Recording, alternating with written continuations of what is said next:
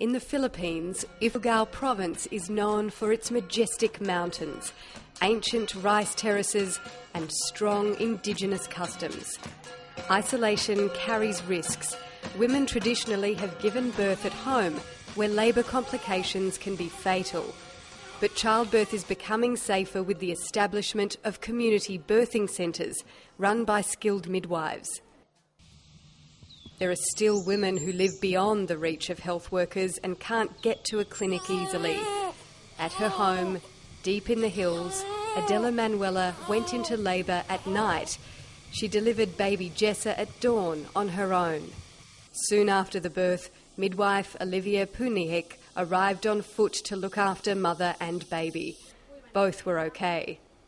Adela was lucky. In the same village 2 years ago, another young mother bled to death after giving birth without medical help.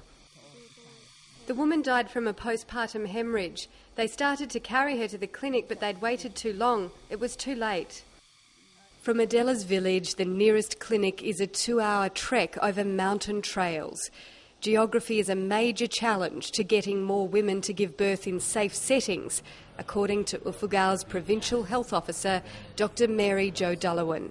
We still, with the mountainous terrain, we still have to construct more birthing centers, especially in the remote areas, and to develop them, and hopefully it will be accessed by the people.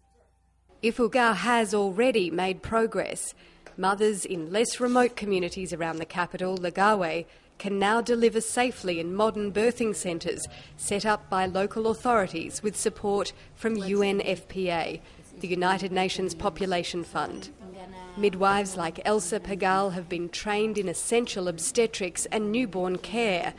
The midwives who come from the community work hard to persuade women to use the new facilities. During prenatals, I advise all mothers to please come to the clinic for delivery. The newly deployed midwives offer prenatal exams, deliveries, postnatal care, infant immunisations and family planning advice for couples. Midwife Irene Kimiyong doesn't take any chances with women's lives. She wants Michi Pugong to go to the provincial hospital to give birth. When I measured the womb, I noticed it was big because she's expecting twins. As a first-time mother expecting twins, Michi has a greater than normal risk of labour complications. Indigenous leaders have embraced the modern delivery practice, even though traditional beliefs remain strong here. Manuela Hogang is a local official and healer who summons ancestral spirits to treat various illnesses. To ensure a healthy birth, she advises pregnant women to hold a customary ceremony at home before going to the clinics. We go to church, we perform the rituals, and we go to the clinic. Our culture allows this. The midwives have taken the place once held by traditional birth attendants who were not trained to handle emergency cases. Carmen Dinugong delivered babies in women's homes for 50 years. When something went wrong, she would call a baki, a traditional priest.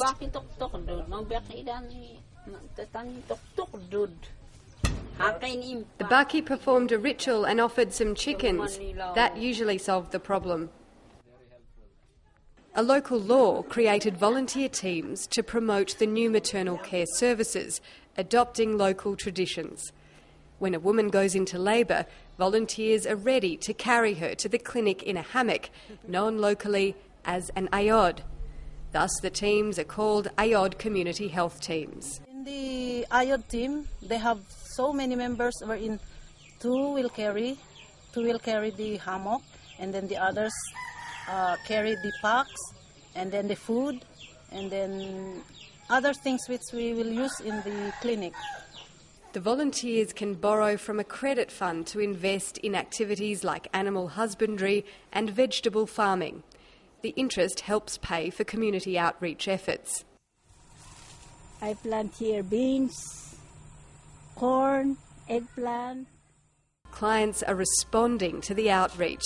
In Elsa's community, virtually all mothers now give birth at the centre.